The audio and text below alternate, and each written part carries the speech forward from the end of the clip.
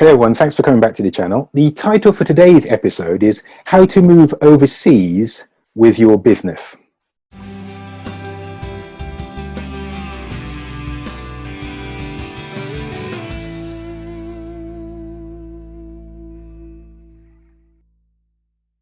This is not a subject I'm going to discuss alone. In this very special episode today, I'm joined by psychologist, executive coach, and co-author Wendy Kendall.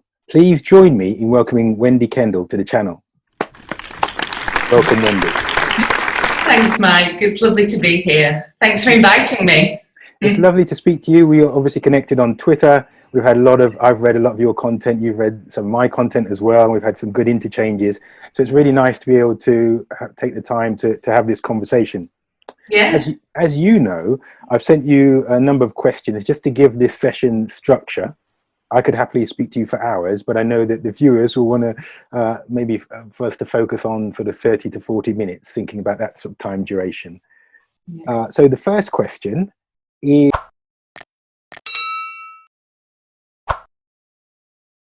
what is your story? Okay, so I guess professionally, my story is that after I graduated, so, I did the usual kind of getting your degree and your master's degree in psychology, which is what you have to do if you want to become a psychologist. And then I went to work for the Ministry of Defence. So I was a military psychologist for 7 years at the start of my career, which included doing loads of really amazing things. So the first project I ever worked on, as an example, and this was way back in the mid-90s, was virtual reality distributed interactive simulation for infantry soldiers. Wow.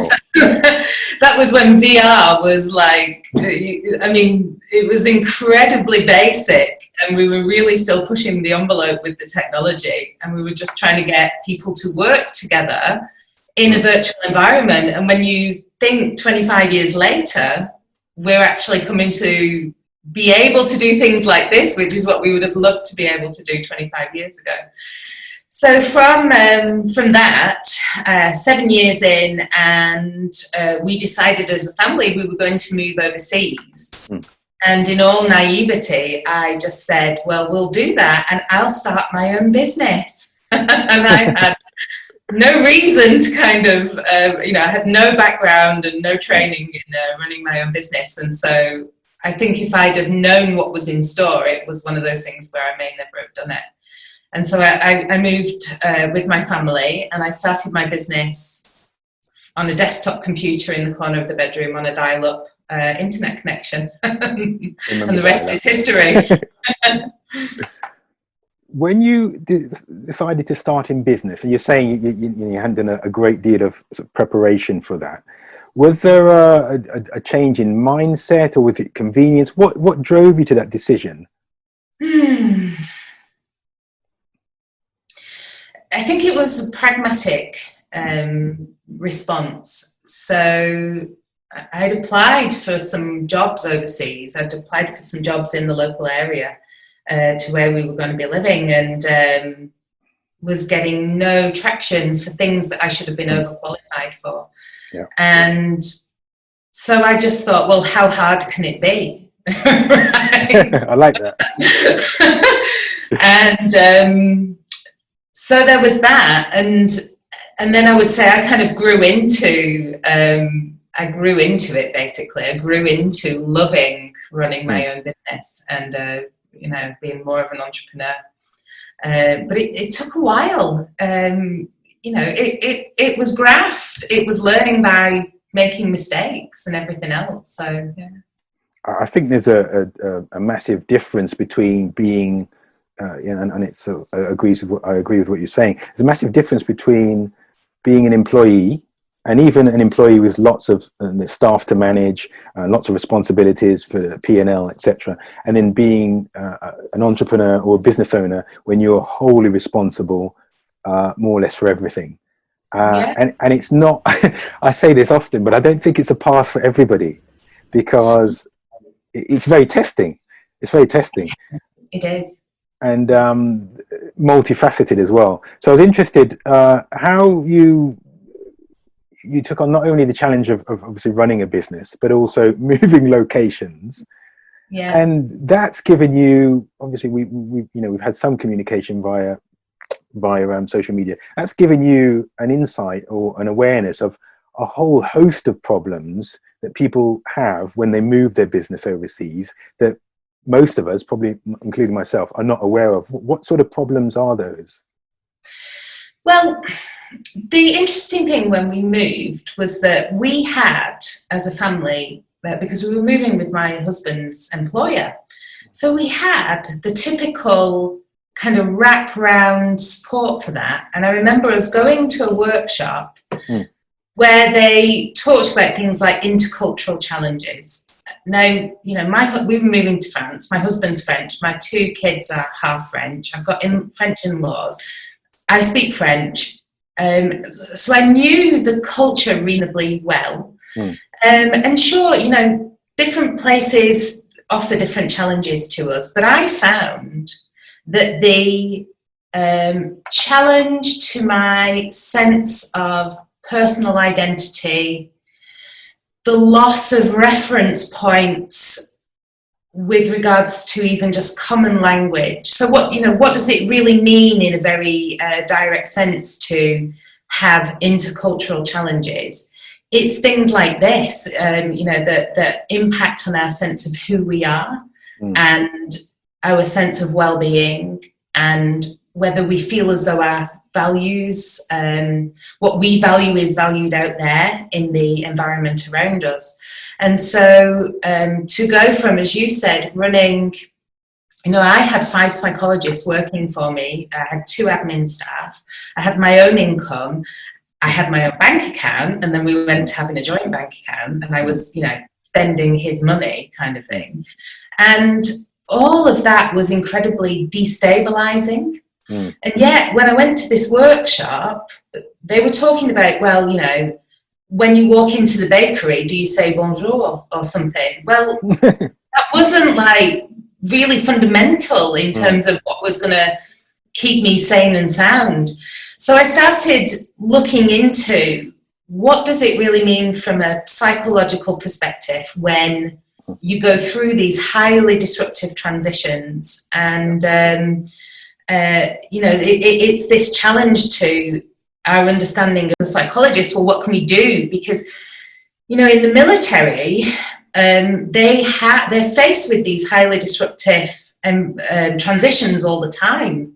When you deploy overseas, you're not given an intercultural training thing. You know, it's about how do you hit the ground running. So I had to look at what are things that people can do so that they're more likely to hit the ground running, and to then really embrace and get the most out of the experience rather than get into that place of being destabilized. It's very interesting what you're saying about the sort of sense of identity, and because how you relate to people with your sort of the social skills, people in the village, people in the town, etc., and how they relate to you will change completely. And as you say, it's not just the vocabulary. It's just I just think of friends I've had and family who've moved to America, and obviously there's a similar language, the same language, but culturally it's very, very different. So I understand and appreciate what you're saying. So you started your own business. You've learned the skills or developed the skills to be very adaptable in the way that your husband is as well. What would a client of yours, what 3 adjectives would they use to describe you?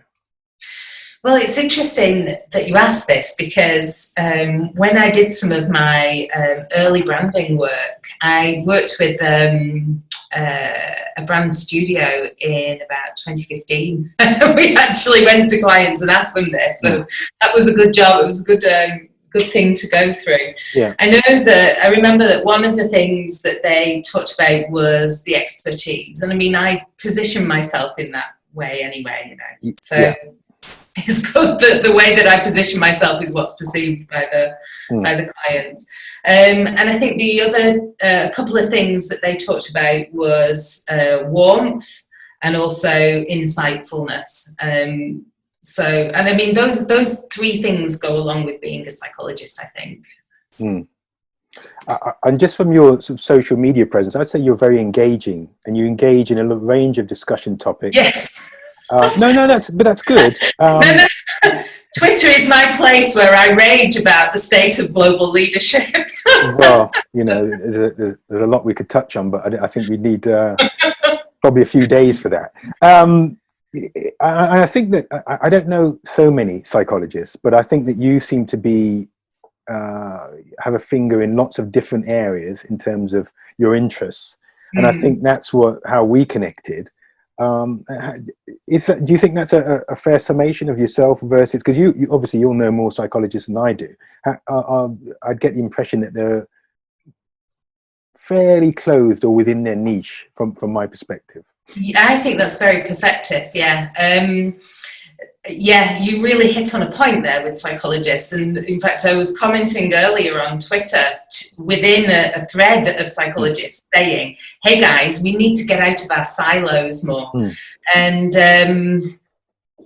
so there is, I mean, one of the things with being a psychologist, and that I've learned from my clinical colleagues as well, so, you know, my colleagues who perhaps are in private practice and delivering therapy or therapeutic type services, is that first of all, there's a real need for them to be deeply expert in their area, of course, because then they're responsible for kind of helping people with really, complex issues.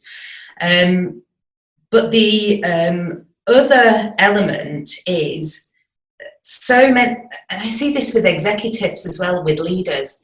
They're so flipping busy.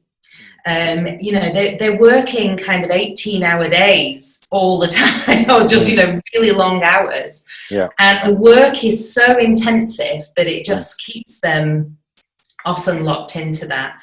And I think and I don't know why really this is, but I just became more interested in other things. So I got really interested in how to grow psychology practices, which is how I got interested in what does it mean to develop a personal brand, and what is it about being on LinkedIn, and that's how I ended up following you and looking at your content.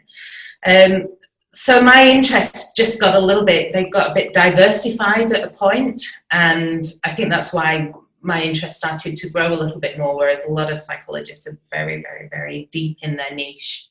I think that's clearly to your benefit in terms of your network, your the amount of people that you know and the interactions that you have on a personal and a professional level. That your approach has got to be the way forward, because I have worked with people in particular areas who are very closed-minded, and they just get into esoteric conversations, and you just think, well, this is very, very limited.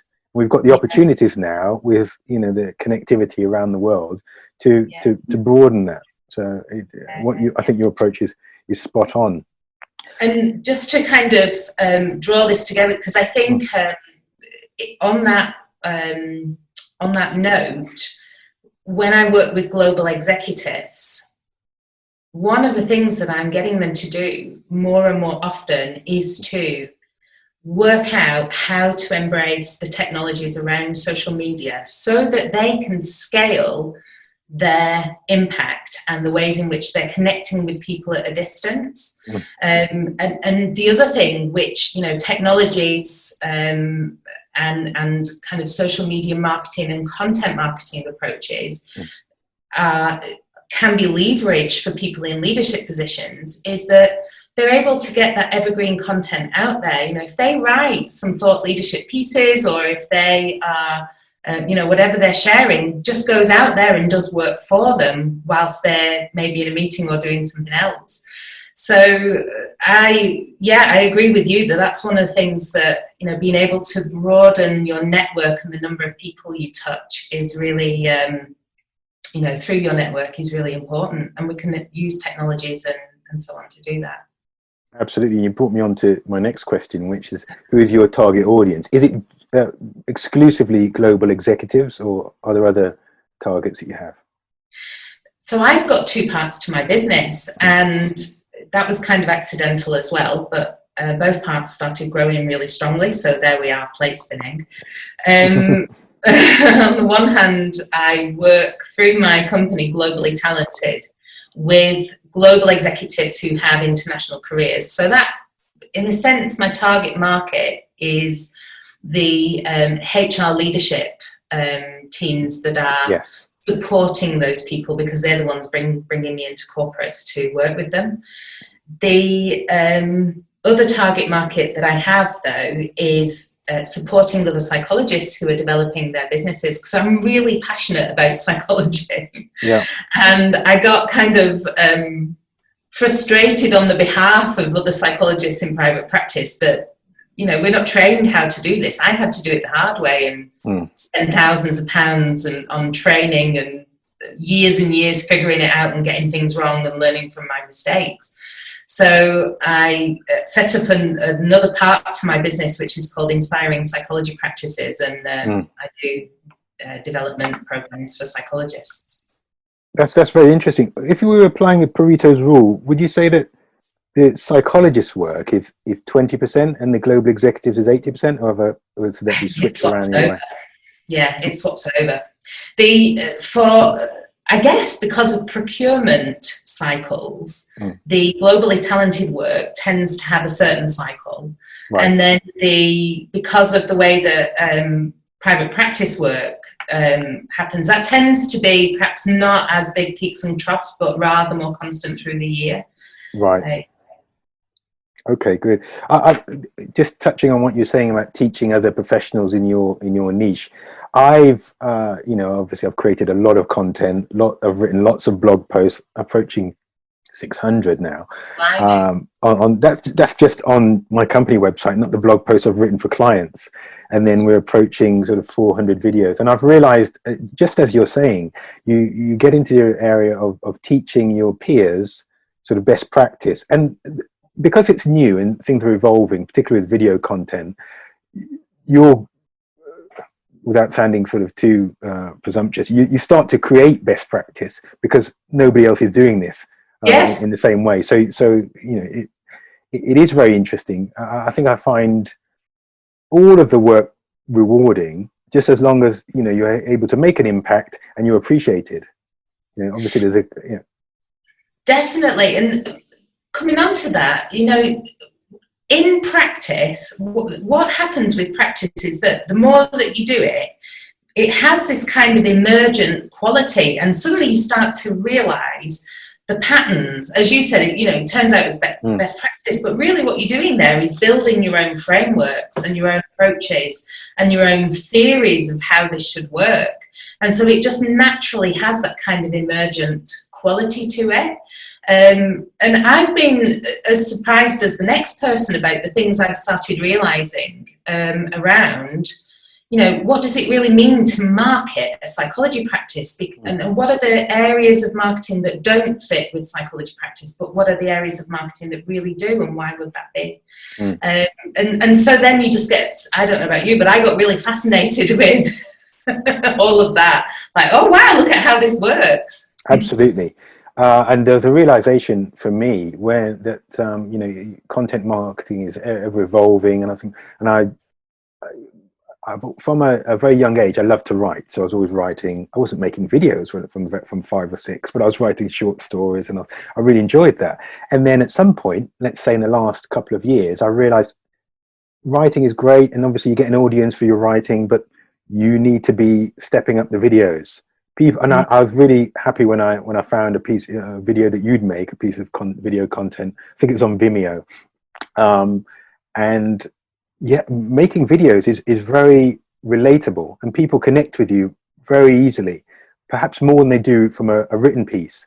So I think, although we love to, and I think it's the right approach to do, we love to establish ourselves as experts in the area and thought leadership, and it's all it's the right thing to do strategically, but sometimes I think our audience think it's quite sort of po-faced and serious, and it's not necessarily what they want. They want you to connect with them on a human level, relate to them, help them with their problems, and that will hold you in much more standing than them reviewing your sort of qualifications or experience. And that's something I've learned as well, because going through the educational system, we're taught, we jump through these hoops, and people will respect the pieces of paper that we have after jumping through these hoops. And yes, they do to a certain extent, but that's not how you build a business.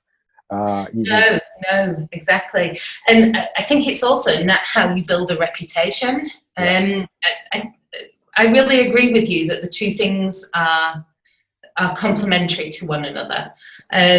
Nevertheless, there are some people who just don't like to write, or conversely, some people are different basically, and so everyone will have their own strengths and weaknesses.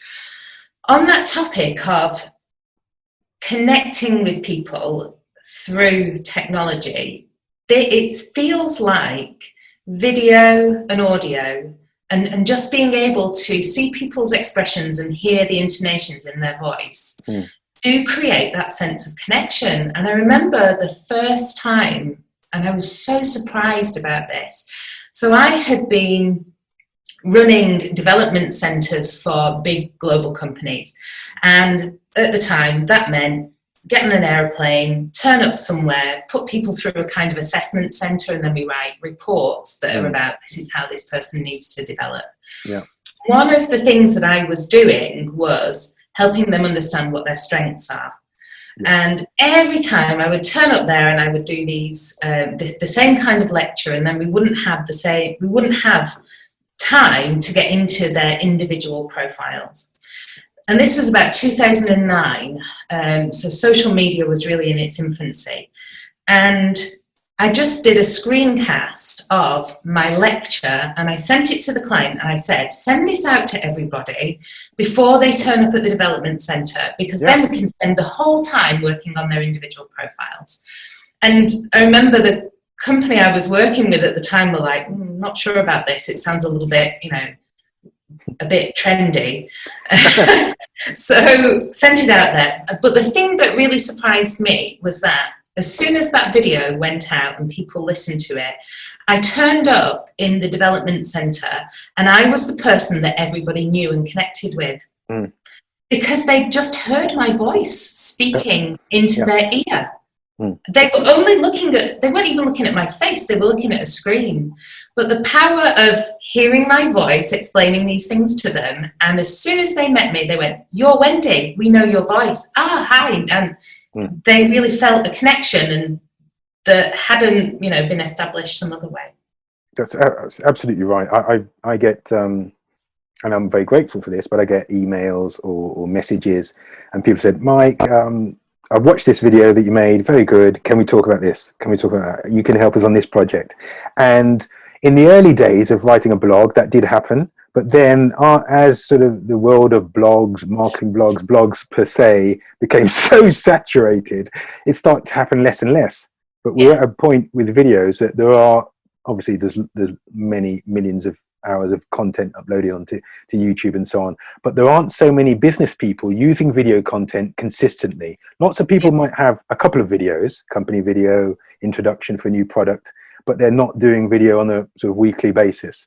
So it's definitely an advantage, and people do connect with you, and that's really what you want, rather than having to go through the lecture for them to, or me having to go through a long process before they can connect with you. Exactly. Over your career, and you can pick any period for this, what has been the best piece of advice that you've been given?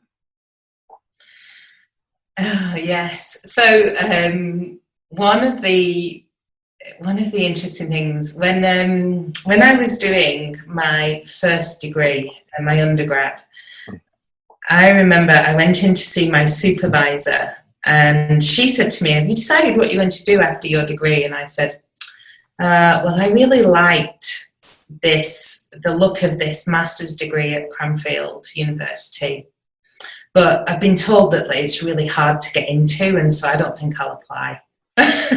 That was just my mindset at the time, And she just looked at me and she said, "Well, 100% you won't get in if you don't apply." I mean, it's just such a fundamentally basic point. It was the best piece of advice. Like, if you don't even try, it's a definite no. And there are so many areas in life where that is such a good piece of advice to take. You know, put your hat in the ring if you want to be in with a chance. I think so. I think that's absolutely right. And there's a lot of, you know, I've done some reading around, you know, mindset, and we touched on that earlier in this discussion. And people are often, they're not always afraid of failure. They're sometimes afraid of success. Or Yeah. what does this mean? What if I do get the place? Or what if I do get this position? Or, you know, what if this does happen for me? How do I recalibrate my whole life and change, you know, the path of it? And it is difficult, and it's quite confusing and potentially worrying for people. So I think that whilst fear of failure is often talked about, fear of success is not talked about to the same extent, I don't think. So that's a very real challenge. You know, what will it mean? Will I become overwhelmed? Because a lot of the times we're just trying to keep ourselves safe, right? Yeah. And so this idea that if that really takes off, then I'm going to be overwhelmed by it. I'm going to lose friends. I'm going to lose family. That can really kind of trickle through, definitely. Absolutely right. Absolutely. If there was any point in your career that you do something differently, what would you do differently? Looking back, I guess there have been quite a few things that I've started where I got partway through and thought to myself, oh, this is a bit rubbish, this. And it was really an unwarranted negative self. And it probably was at the time maybe a bit rubbish, but that's part of the process. Yeah. And so there's probably been times where I stopped doing things where, as I look back and now that I know more, I look back at it and go, that was really going in the right direction. You should have carried on with that. So there's quite a few of those things. I remember when I moved to France the first time that I was just really frustrated that, you know, I'm into horses. We've got some horses, and I just felt really lonely. And so what I did was I started a newsletter, and within for this region of France, and I was writing articles, and I was getting people who wanted to advertise and things like that. Brilliant. And within not a long period of time, and again, no social media at the time, it was really all on email, I had like 200 or 300 subscribers. That's good. With no effort. Do you know what I mean? Like, it just really was taken up. And I just got a bit frustrated with it and just stopped doing it. And then I look at it going, there was really a need there for an English language kind of horse-related newsletter. What frustrated you about it? Because it was one of your passions, obviously. So yeah.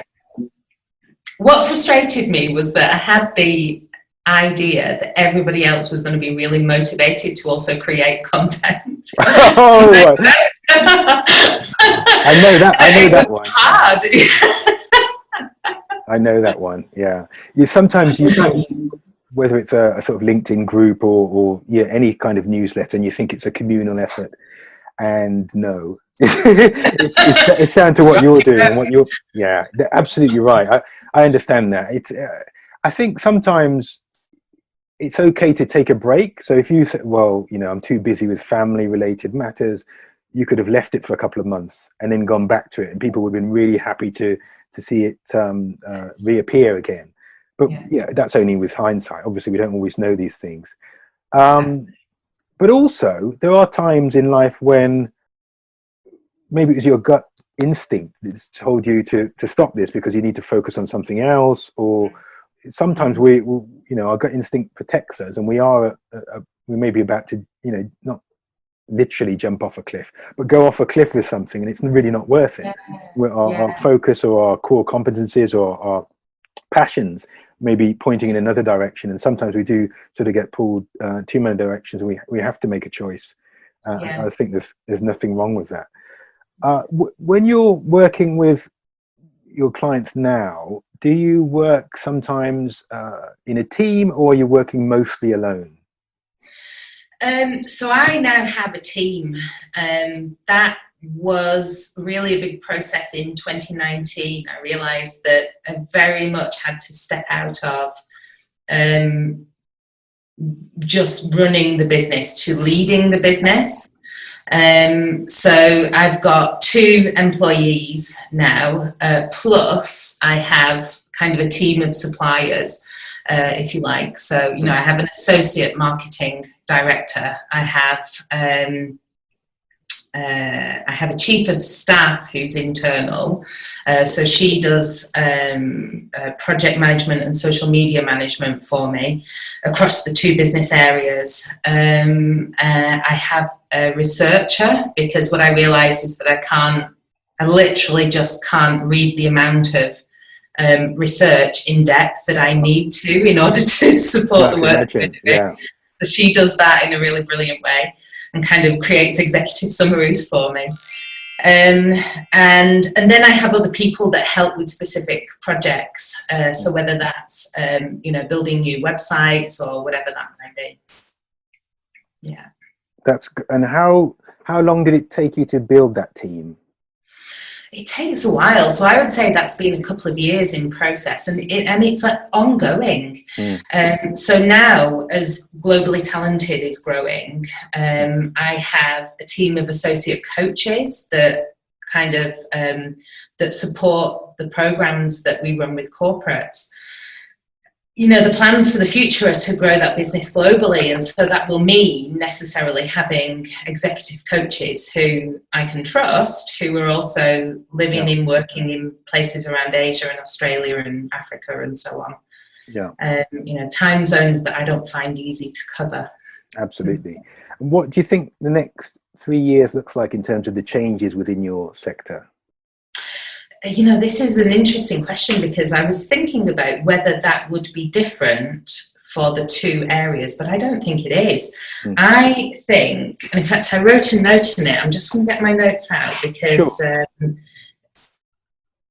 though I think it's going to be around living in virtual land. I think that, you know, this pandemic has been a real accelerant for, I mean, even today on Twitter, you know, the whole work from home debate has kind of hit furore levels. The reality is that was a move that was coming down the line anyway, so that more people were working and interacting digitally and virtually and so on.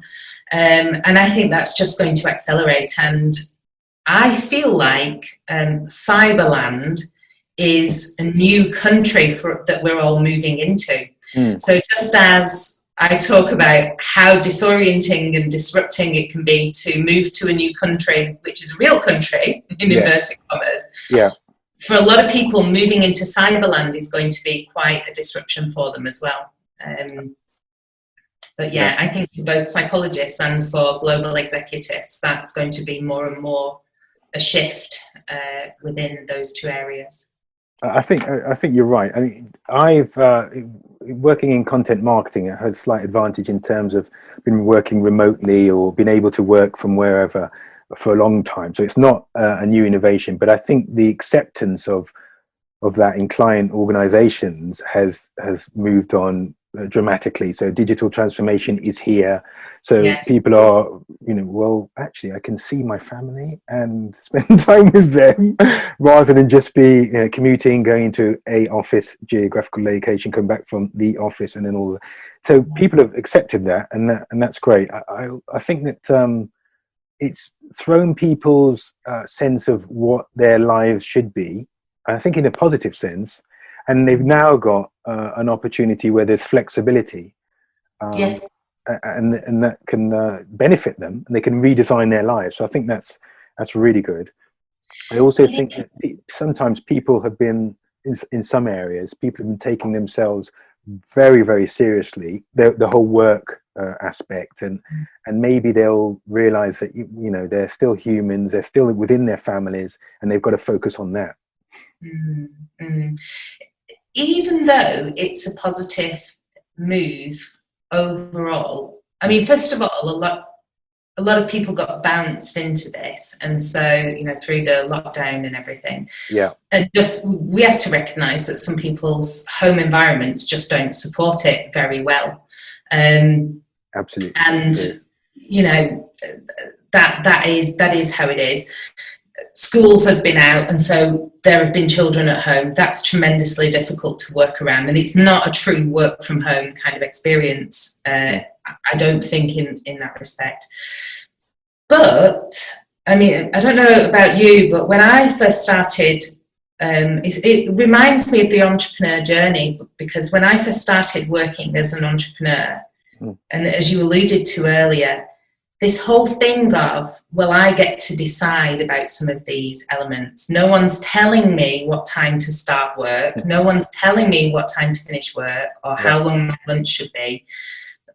I think for some people, that sudden disappearance of structure is very confronting, and having to be left with those decisions, some people find it really hard to make those decisions.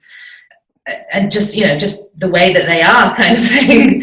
So being able to, maybe for companies to give people more guidance around that, more support around that, more direction, more structures and so on, to help people make those decisions for themselves, I think perhaps would help them. No, I think you're right in terms of, a lot of people were thrown into it, so they didn't have a run up to it. They didn't sort of have a couple of days working from it. It was just, you can't go into the office anymore. So you're absolutely right. And I think structure, all humans require structure, and the entrepreneurs and the business owners, they create their own structure. And there's a lot of work goes into the whole notion of a very strong morning routine. I'm sure you're very aware of that. And it is true, and you'll get the most out of yourself by having a good recognized routine. And yes, lots of people were caught unawares and have had to adjust.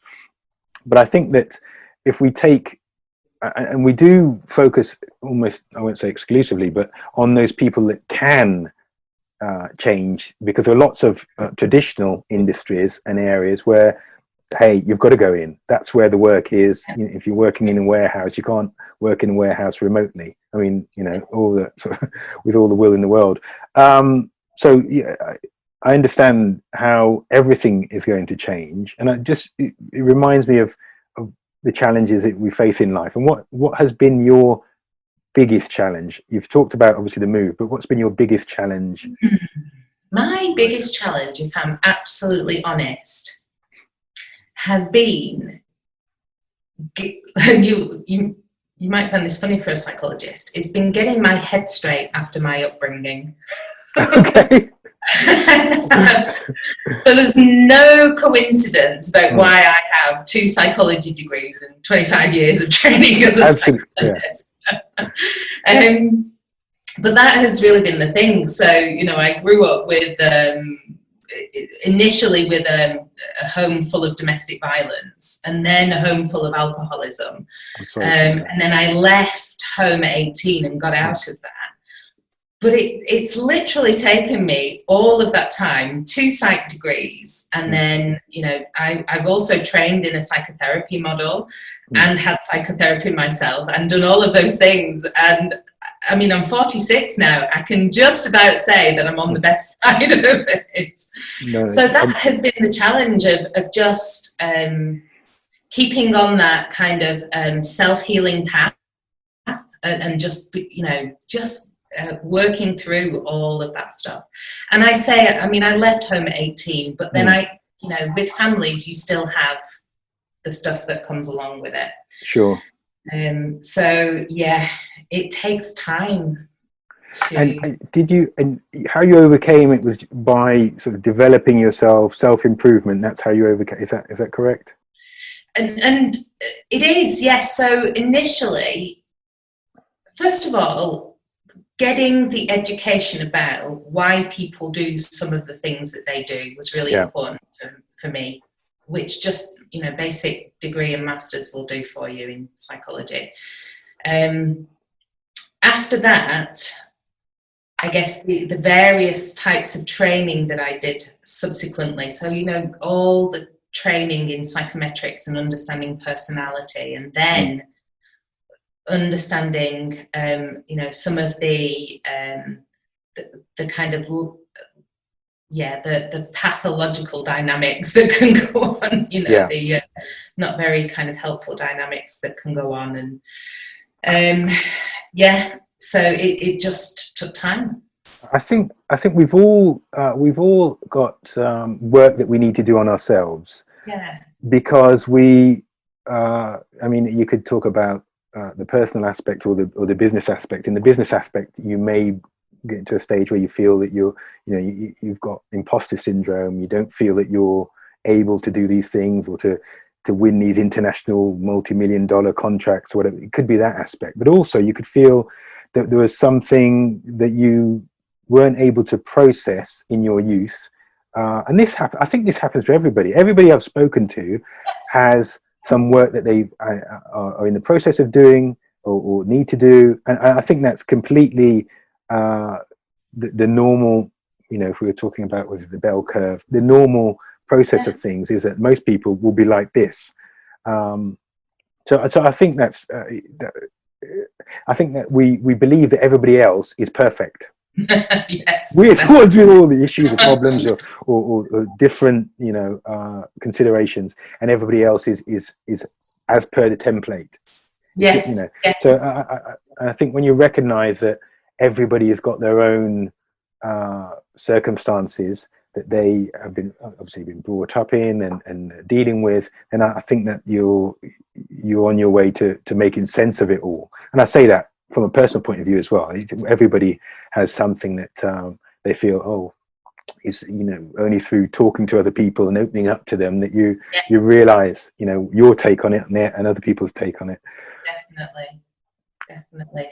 It is much better that these days we discuss much more openly some of these things. I mean, so many people.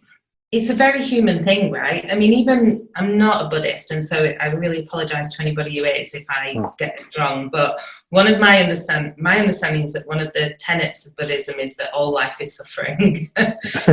Life contains suffering, and so coming to terms with and sitting with and being more accepting and open to the difficult experiences as well as the great experiences, and just being able or being skilled enough personally to work through some of the more traumatic things and put those down and put them to put them aside in an easier way.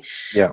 In fact, I wish that was something that we did teach children and young people much earlier. Yeah. To be able to do that. And I know I do have colleagues who are kind of really trying to do that, in education and in other kind of services.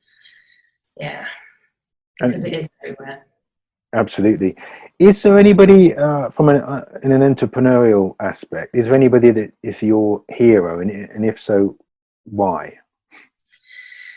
I was thinking about this, and I don't know about from an entrepreneur. This person's not an entrepreneur. So the person who is really a hero and very influential in my entrepreneurship is a guy called Carl Rogers, who is known as the father of humanistic psychology. And so he was a psychologist in the 1950s. Right. And he really founded what we call now things like counselling. So, warmth and empathy and being in relationship with people in therapy. Now, one of the things that he wrote, and I read it very early in my career, he wrote some essays around management, and he made this statement: there is no reason why work cannot be a therapeutic environment. And it just changed my perspective on it. People coming into work, being an entrepreneur, doing a job that is meaningful, doing a job and in a context where you are valued, where you are fulfilled, that can actually help us heal a lot of these things that we get over, that we experience. And that really drives me. It drives a sense of injustice in me when people can't have that, when people are kind of demeaned or diminished in their working environment. Yeah. And it fills me with hope and joy to think that people can have that in their working lives. So that's why Carl Rogers is my entrepreneurial hero. Oh, that's great. I wasn't aware of him, but obviously I'm going to look into him a bit more now. But I completely understand that.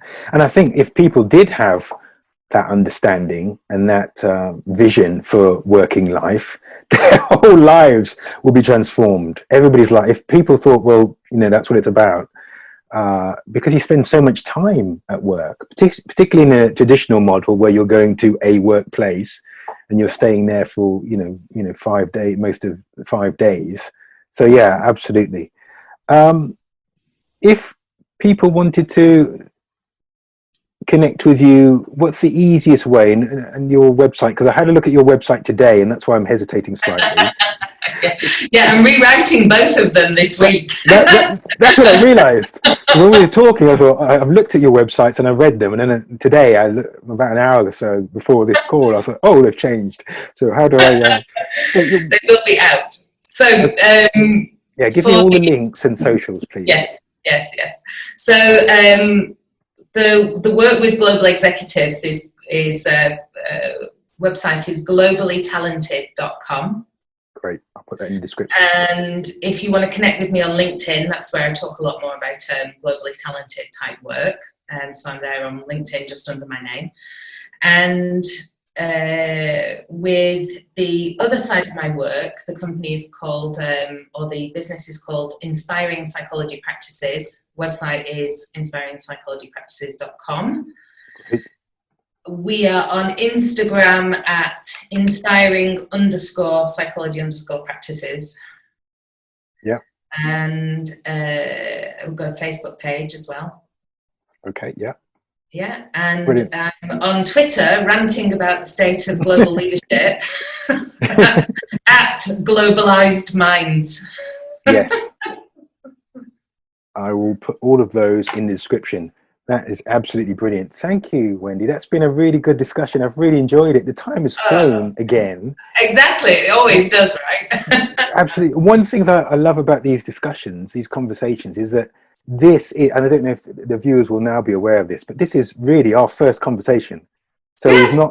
we've not had a rehearsal. We've not, I learn more about you and connect with you as the viewers are also doing the same. So I really appreciate you, because obviously you've just moved and you must be up to your necks in boxes, but you've found time to fit in this. And I know that my audience will really appreciate it and will connect with you via all the links. So thank you very much, Wendy. I appreciate it. Thank you. Thanks. It was a pleasure. Thanks to you as well, Mike. And I really appreciate you asking me to come and do this interview. And thanks for getting me away from the boxes as well. And keep putting out your wonderful content. I love retweeting you and sharing your content with friends and colleagues. Thanks, Wendy. I appreciate it. Bye-bye. Bye. Take care. Bye. Take care. Bye-bye. Thanks for watching all the way through. If you've liked this video, give me a like. Click on one or two screenshots to watch another video. And if you haven't subscribed already,